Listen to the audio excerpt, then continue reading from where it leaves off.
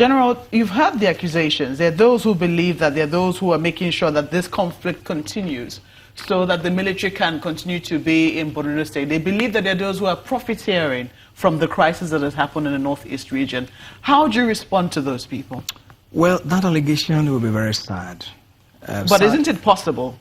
I can't fathom how that is possible. Certainly not the military.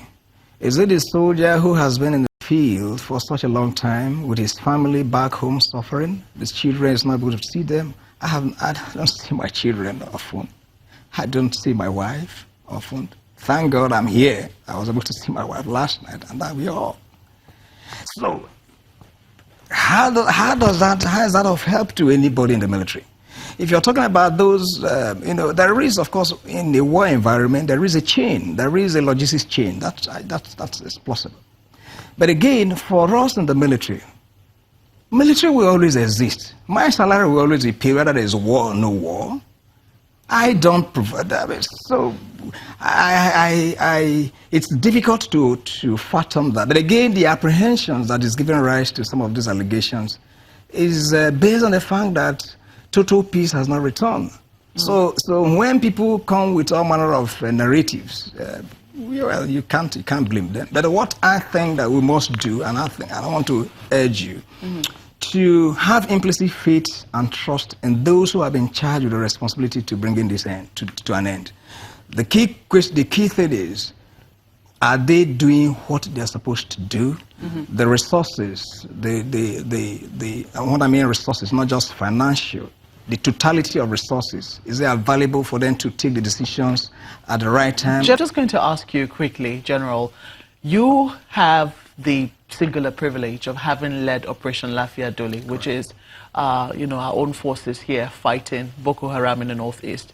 You now have the perspective of leading the multinational joint task force. Sadly, while you led Lafia Dole, there was a very sad incident which happened in Ran, which you apologized about.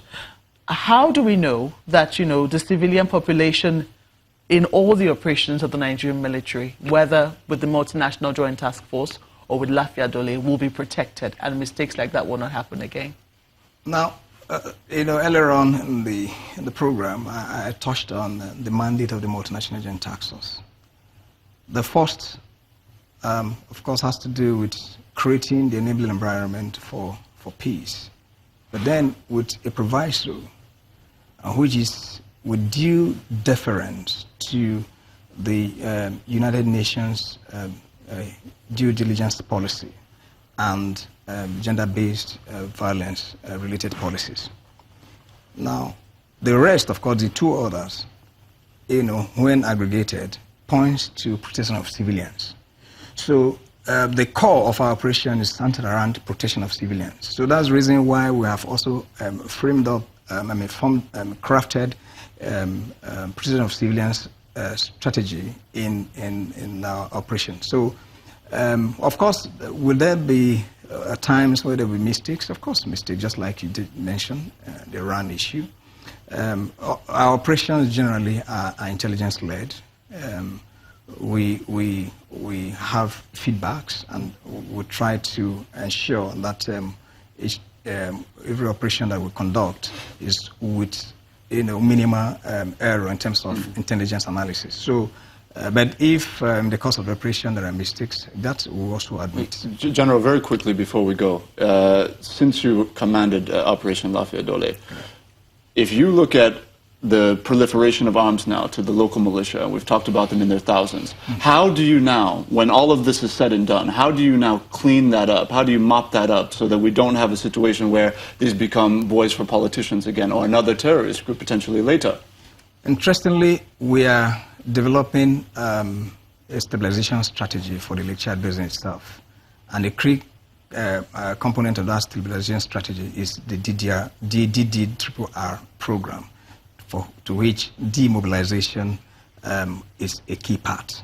And so it will be at that stage that, of course, based on the principles that will be outlined in the strategy, issues of mopping up arms in the wrong hands. That's and rehabilitation, yes, etc. Certainly, of course. Yes. Well, General, we have to thank you most kindly for coming on Sunrise Daily. Major General Lucky Irabor is the Force Commander of the Multinational Joint Task Force. We wish you all the best in your operations, and we hope that you also extend our kind regards to your team and the Nigerian Armed Forces as well. Thank you very much. Well, that's been Sunrise Daily this morning. Thank you most kindly for watching and being a part of the program. I'm Maokbe Ogun Yusuf. I'm Ajuri Ngelale. Yes, indeed, we wish the Army very well. And from Lagos, goodbye. The views and opinions expressed by guests on this program are those of the maker and do not necessarily reflect the views, opinions, and endorsement of Channels Television.